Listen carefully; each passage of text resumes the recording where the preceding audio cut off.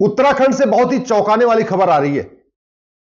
उत्तराखंड के रामनगर में वन विभाग की जमीन पे 1000 घुसपैठियों ने बाकायदा अपना मकान बना लिया है। 1000 परिवार, उसमें से 4000 ने तो वोटर लिस्ट बनवा लिया है। 4000 का वोटर आईडी में नाम भी जुड़ गया है। पहले वहां 1 आया, फिर 2 आए, फिर 3 आए, फिर 4 आए और अब 1000 परिवार आ गए।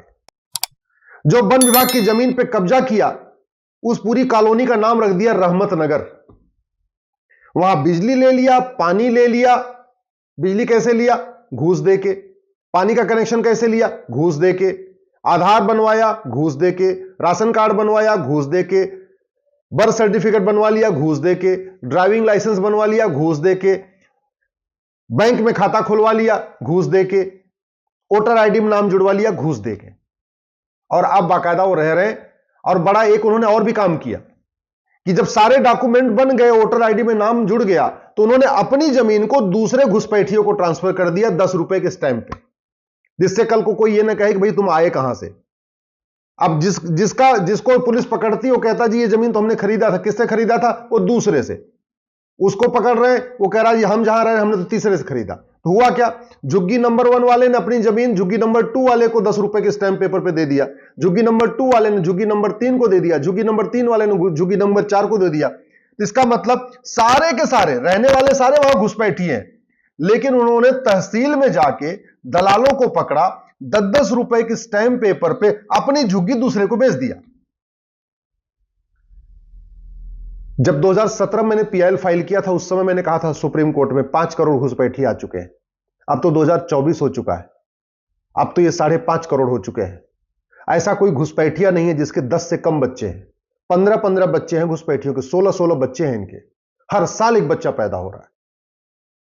घुसपैठ हमारी राष्ट्रीय सुरक्षा के लिए खतरा है, लेकिन आज तक घुसपैठियों पे एनएसए लगाया ही नहीं जा रहा है। घुसपैठ हमारी देश की एकता अखंडता के लिए खतरा है, लेकिन घुसपैठियों पे यूएपीए लगाया ही नहीं जा रहा। घुसपैठ वेजिंग वॉर है, इनडायरेक्ट वॉर है, भारत पे कब्जा करने की एक साजिश है। उसके लिए हमारे पास एक कानून है, सेक्शन 121, उसको वेजिंग वॉर कहते हैं इंडियन पिनल कोड में, लेकिन किसी भी घुसपैठिए पे वेजिंग वॉर की धारा नहीं लगाई जा रही है। घुसपैठ एक ऑर्गेनाइज क्राइम है, सिंडिकेट है पूरा, उनको बाकायदा प्लान वे में बसाया जाता है, लेकिन घुसपैठियों और उनके मददगारों के खिलाफ गैंगस्टर एक्ट भी नहीं लगता है।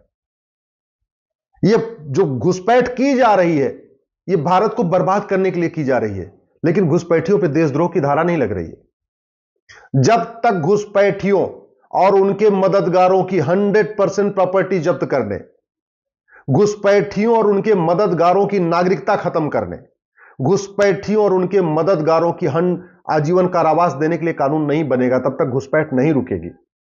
घुसपैठिए बॉर्डर पे 2000 रुपए देकर आ रहे हैं, 2000 रुपए में राशन कार्ड बनवा रहे हैं, 2000 रुपए में बर्थ सर्टिफिकेट बनवा रहे हैं, 2-3 हजार रुपए में ड्राइविंग लाइसेंस बनवा लेते हैं, 2-3 हजार रुपए देकर वोटर आईडी में नाम जुड़वा लेते हैं, बैंक में खाता खोल लेते हैं और केंद्र सरकार की सारी योजनाओं का लाभ लेते हैं और राज्य सरकार की सारी योजनाओं का लाभ ले रहे हैं। भ्रष्टाचार हमारे लिए कितना बड़ा खतरा, इसका भी एग्जांपल आप खुद देख लीजिए। जितने घुसपैठी आए हैं, ये सब भ्रष्टाचार की पैदाइश है। ये 2-2 हजार रुपए में जो लेखपाल, पटवारी और बाबू और दलाल उनके सारे डॉक्यूमेंट बना रहे हैं, इससे बड़ा देशद्रोह क्या हो सकता है? लेकिन उनको खौफ इसलिए नहीं है, आज तक किसी भ्रष्टाचारी की, किसी घूसखोर की, किसी कमीशनखोर की, किसी दलाल की न प्रॉपर्टी जब्त हुई, न नागरिकता खत्म हुई, न जीवन कारावास, फांसी हुआ। और वो क्यों नहीं हुआ? हमारे पास कानून नहीं। हमारे पास तो अवैध निर्माण के खिलाफ भी कठोर कानून नहीं है। अरे वन विभाग की जमीन पे लगातार मकान बनते जा रहे हैं। क्यों? क्योंकि वन विभाग की जमीन पे जो मकान बनता है कुछ होता ही नहीं है। बॉम्बे में तो जो एयरपोर्ट है उसके नीचे झुग्गियां बस गई हैं। पूरी बॉम्बे एयरपोर्ट के चारों तरफ झुग्गी बस गई है और कुछ नहीं हो रहा है। क्यों? क्योंकि कानून नहीं है। मैं फिर से कह रहा हूं, अवैध निर्माण करने वालों की 100% प्रॉपर्टी जब्त करने, अवैध निर्माण करने वालों की नागरिकता खत्म करने, अवैध निर्माण करने वालों को आजीवन कारावास देने के लिए जब तक कानून नहीं बनेगा, तब तक सड़क के किनारे भी अवैध निर्माण होगा, एयरपोर्ट के किनारे भी अवैध निर्माण होगा, वन विभाग की जमीन पे भी निर्माण होगा, गोचर जमीन पे भी निर्माण होगा, बंजर जमीन पे भी निर्माण होगा, पार्क पे भी अवैध निर्माण होगा, बस अड्डे के किनारे भी निर्माण होगा, रेलवे स्टेशन के किनारे भी अवैध निर्माण होगा।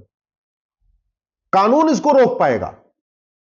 ये तू मैं करने से, आरोप प्रत्यारोप करने से, नूरा कुश्ती करने से, कविता पाठ करने से, सोशल मीडिया में वीडियो शेयर करने से न घुसपैठ रुकेगी, न तो ये अवैध निर्माण रुकेगा। केवल प्रॉब्लम की चर्चा करने से डेमोग्राफी में जो बदल रही उसमें कोई परिवर्तन नहीं आएगा। परिवर्तन तब आएगा जब दंड व्यवस्था ऐसी हो कि भारत में घुसपैठ करने के पहले आदमी का दिमाग कांप जाए। घुसपैठ तब रुकेगी जब घुसपैठियों की मदद करने से पहले आदमी 100 बार सोचे कि अगर हमने घुसपैठिए का आधार बना दिया, राशन कार्ड बना दिया, हमें आजीवन कारावास हो जाएगा, फांसी हो जाएगी, हमारी 100% प्रॉपर्टी जब्त हो जाएगी।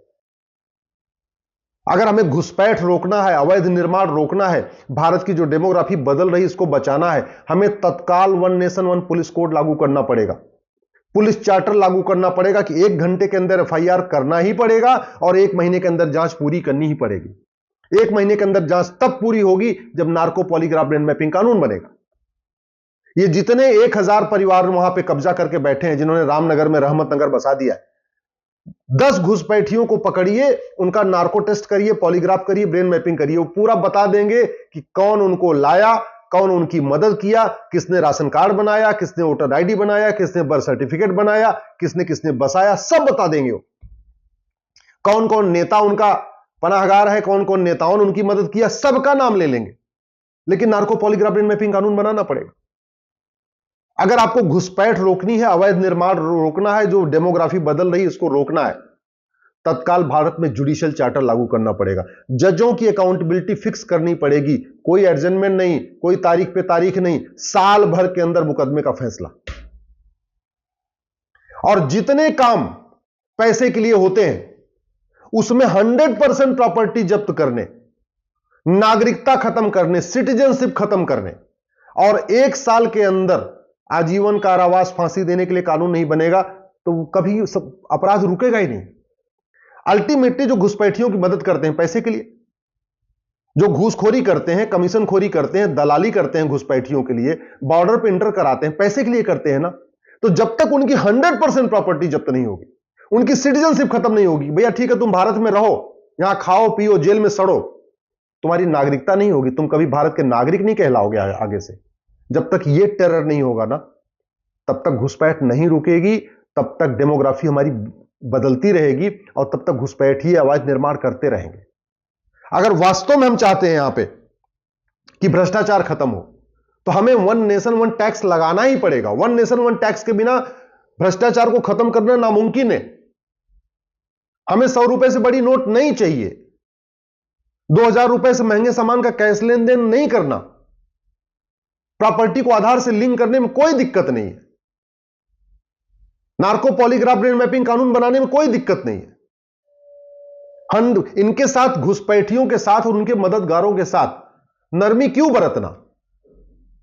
जो देश के साथ गद्दारी कर रहे हैं, देश के साथ मक्कारी कर रहे हैं, जो घुसपैठियों की मदद कर रहे हैं 2-3 हजार रुपए के लिए, उनके बारे में हम क्यों आराम से, उनके बारे में अच्छा क्यों सोचना? अरे भैया इनको दो ना, 2-4 को आजीवन कारावास फांसी दे दो जो घुसपैठियों की मदद करते हैं। 2-4 घुसपैठियों को आजीवन कारावास फांसी दे दो जो बिना डॉक्यूमेंट के भारत में आ गए। मैं गारंटी के साथ कहता हूं ये खुद भाग जाएंगे। भारत में एनआरसी की जरूरत ही नहीं है। अवैध निर्माण करना है, आप 2-4 अवैध निर्माण करने वालों के 100% प्रॉपर्टी जब्त करिए, उनकी सिटीजनशिप खत्म करिए और उनको 50 साल के लिए जेल में डाल दीजिए। मैं गारंटी के साथ कहता हूं जिन लोगों ने अवैध निर्माण किया है ना, वो अपना अवैध निर्माण खुद गिरा देंगे। बुलडोजर चलाना ही नहीं पड़ेगा, खुद ही अपना अवैध निर्माण हटाएंगे, साफ करेंगे और जाके कहीं और बैठ जाएंगे। ये पुलिस कब तक अवैध निर्माण रोकती रहेगी? सरकारी डिपार्टमेंट कब तक अवैध निर्माण रोकेगा? ड्राइवर कितना ही अच्छा हो, गाड़ी घटिया हो तो यात्रा सुरक्षित नहीं होती। डॉक्टर कितना ही अच्छा हो, दवा घटिया हो तो बीमारी ठीक नहीं होती। मिस्त्री कितना ही अच्छा हो, सीमेंट बालू घटिया हो, घर सुरक्षित नहीं होता। ऐसे ही शासक कितना ही अच्छा हो, नियम कानून घटिया हो, न्यायिक व्यवस्था सड़ी हुई हो, पुलिस व्यवस्था सड़ी हुई हो, मुकदमे 20-30-40 साल चलते हो, तो ना अराजकता कम होती है, ना घुसपैठ कम होती है, ना अवैध निर्माण रुकता है। मेरी बात ठीक लग रही हो, इस वीडियो को अपने फेसबुक पे डाल दीजिएगा, अपने सारे व्हाट्सएप ग्रुप में डाल दीजिएगा। मैं आपसे निवेदन कर रहा हूं 5-5 हजार फेसबुक फ्रेंड बनाइए, समस्या लिखिए, उसका मूल कारण लिखिए, अस्थायी समाधान लिखिए। नहीं तो 25 साल के बाद आपके बच्चे आपको कोसेंगे कि हमारे पिताजी दल गुलामी करते रहे लेकिन सही बात कभी उन्होंने किया नहीं।